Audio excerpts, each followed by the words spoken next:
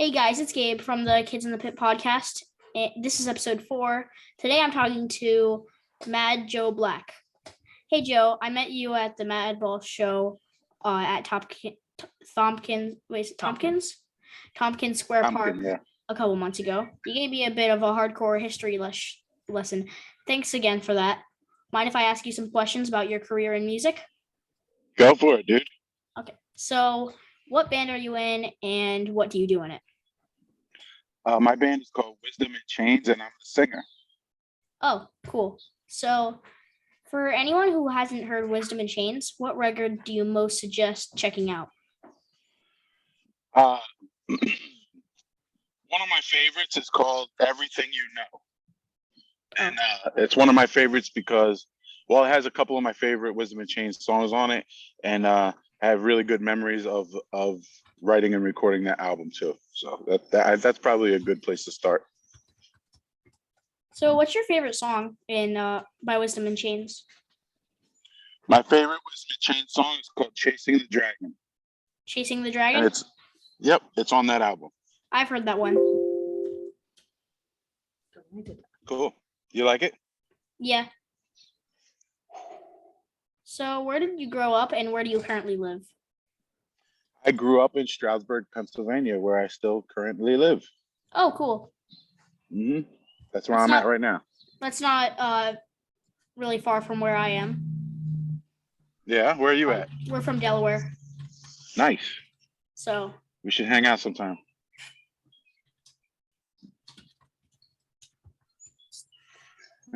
Well, you're gonna be at this Hardcore Fest, so. I am. That's right. So we can hang out. Hey, look at this. Can you see me? Is this being recorded like on video? Yeah. Are you fine with that? Yeah, I just want to show you the sunset. Look at that. That's cool. Only in Stroudsburg do you get sunsets like that.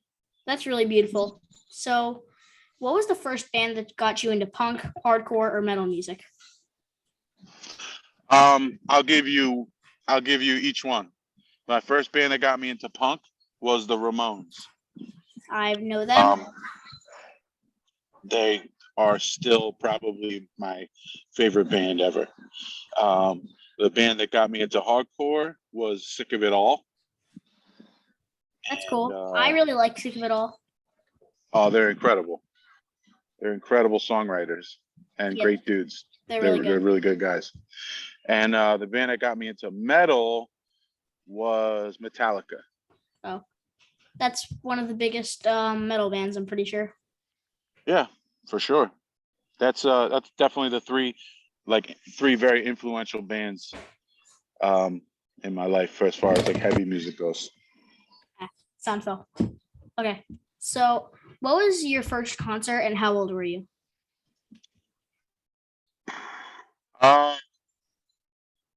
My first, well, I'll say like hardcore show. That's like the first one that really counts to me.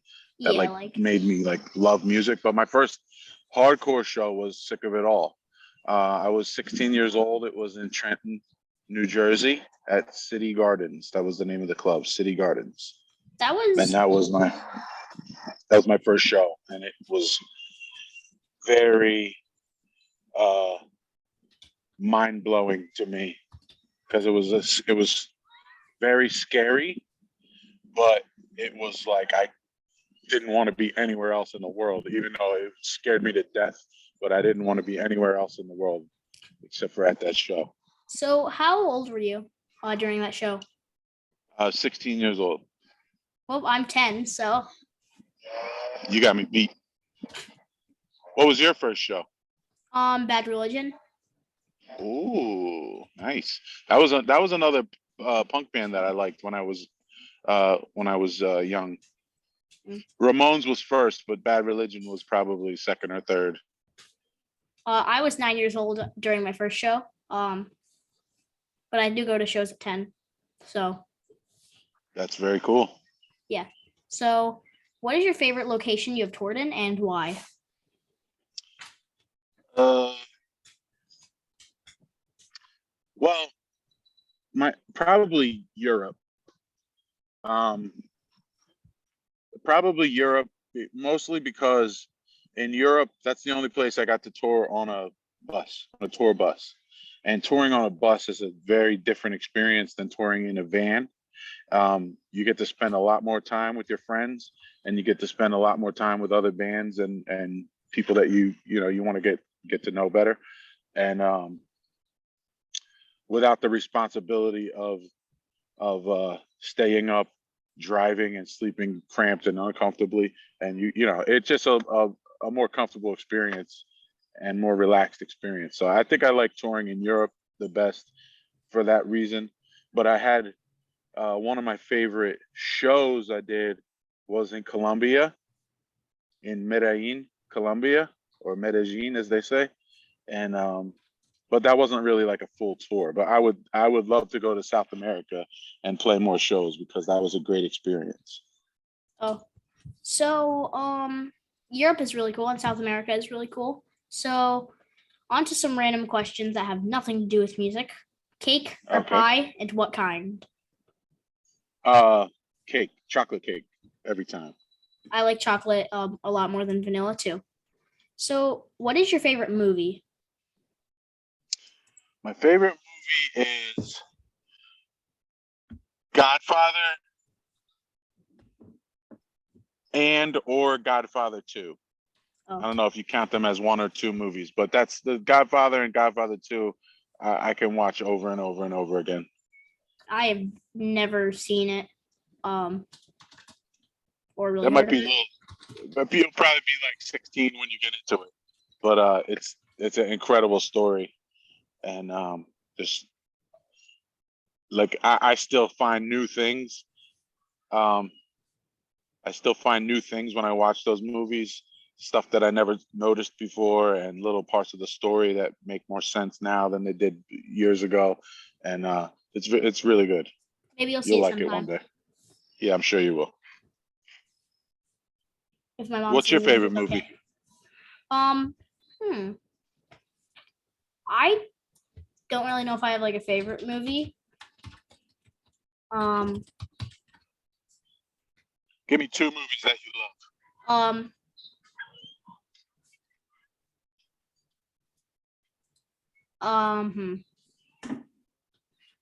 I don't really watch many movies though. I more just like watch shows. What's your favorite show? Probably Gilmore Girls. I watch it with my mom. That's not what I was expecting. I thought you were gonna say like SpongeBob or something. I watch Rick Garfield and Morty sometimes. You watch Garfield. Rick and Morty? Is that too adult? I don't know. I've never seen it. So do you have a cool, or oh, never mind. You talk. No, I was just saying that's cool. It's good to not watch a lot of TV and movies. Yeah. So do you have a cool or crazy childhood memory? Oh my God, I have a million of them.